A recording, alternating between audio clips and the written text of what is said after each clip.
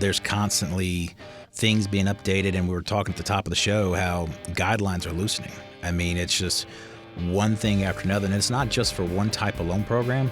You're seeing flexibility for the jumbo market. You're seeing some flexibility with self-employed people. You're seeing flexibility with just regular W-2 income qualifications.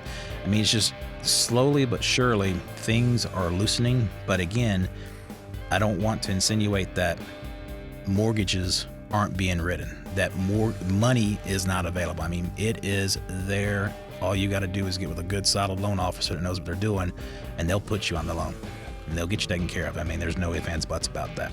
I think it's just a matter of, things got too out of control. If you're, running too fast, driving too fast, whatever it may be, you can always come to a stop and restart from there. And that's basically what they do. They just regulated the industry so heavily to say, it's out of control. Let's just really crack down, put in all these extra guidelines, and all they're doing now is we're getting started again.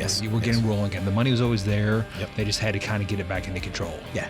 Let's make sure we didn't miss something. Let's make sure this is really set up to be, the proper platform that, will operate under so that the market can prosper and we don't ever get into that kind of situation again. Right, and they have to have time to establish data patterns. The data is there for certain people with credit scores below X. And so, by slowly loosening guidelines, they can see what works and what doesn't. Absolutely. What triggers higher foreclosures, what does this, and so it's just easier to just basically stop, regulate everybody really heavily, and then just slowly start opening things back up to see what's going to cause what ripple effect. Right. Dean, I know you do a lot of these 3% down with conventional, and there's all sorts of cool ways to structure them and so forth, but just talk to our listeners a little bit about that. It's about the first-time home buyer, the 3% down, and why you like those programs so much. Well, the first-time home buyer, like I've stated before, the term has become synonymous with the FHA loan. True. A lot of people got confused with the whole first-time homebuyer credit, right? Because they were given tax credits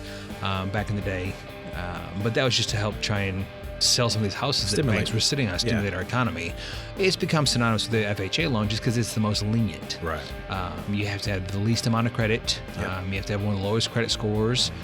They truly don't really have a credit score requirement at FHA. It's all the investors that put that on there because, like I mentioned before, there's statistics that show when you fall below a certain threshold. Right.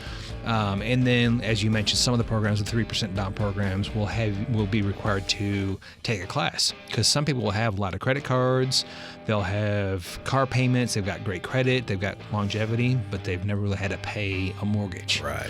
And so they want to know that at the end of the month, you know how to save your money. What happens if your water heater breaks? Have you put money away from this? So they're trying to train these people who are used to just picking up the phone and calling maintenance at their apartment complex saying, hey, my water heater went out. Can you come and fix it? It's not quite the same when you own your own home.